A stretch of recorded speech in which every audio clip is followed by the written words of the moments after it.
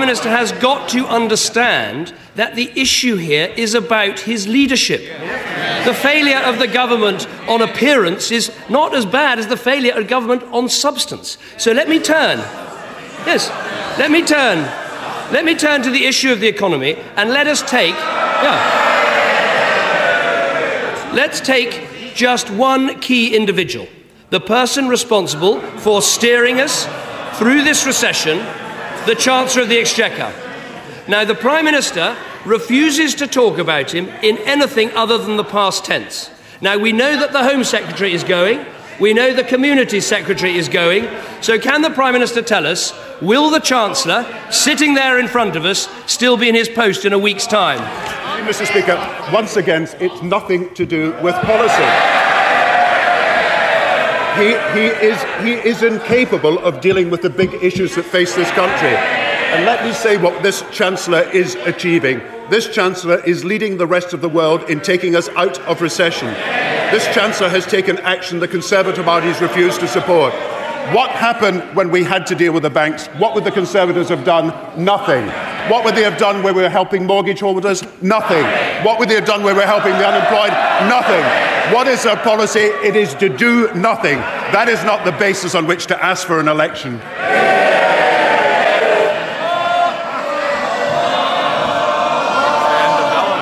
If the Chancellor is doing such a good job, can he tell us, will he be there in a week's time? I said the Chancellor is doing a very good job, and I hope he would agree with me. Now, this is the only party, let me just tell the House, this is the only party that wants an election when they've got no policy to deal with the recession. They want an election, but they've got no policy to help homeowners. They want an election, but they've got no policy to help the unemployed. This is a party that is talk, talk and talk, but nothing to do with action. If the Prime Minister's not happy with our policies, why doesn't he call an election and test them out? The Prime Minister needs to realise how important this is. Why should the British public believe the Chancellor if the Prime Minister doesn't have confidence in him?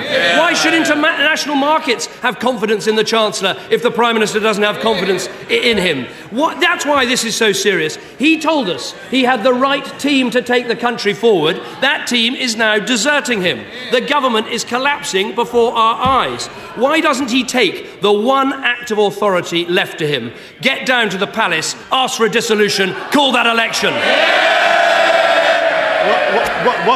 Once again, he proves to the whole country there is absolutely no substance in anything that he's saying.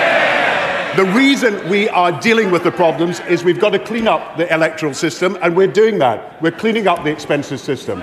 The second thing we're doing is cleaning up the economy and making sure that the economy comes out of recession. This party opposite has absolutely no policies to deal with it.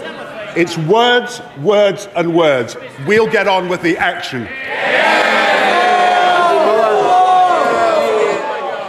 My right honourable friend has... We can now see the government is in total meltdown. The Prime Minister is thrashing around, fighting for his own political survival. But does he not understand the extreme danger to our democracy when people start feeling that there's simply no one in charge? Mr. Speaker, the dangers are when you don't deal with the problems that are before us. One is to deal with the expenses system in the House of Commons, and second is to deal with the problems and challenges of the economy. Now, I thought the Liberal Party would support us in the action we're taking to help the unemployed, to help homeowners and to help small businesses, and I hope he won't join the other party in talking only about things other than policy. The country wants us to talk about what we're doing to help them. Sir just doesn't get it.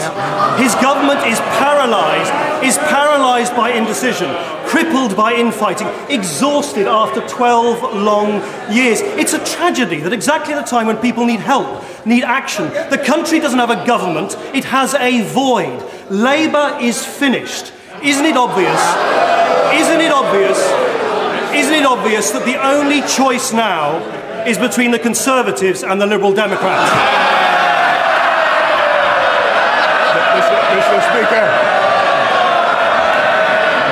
Mr. Speaker,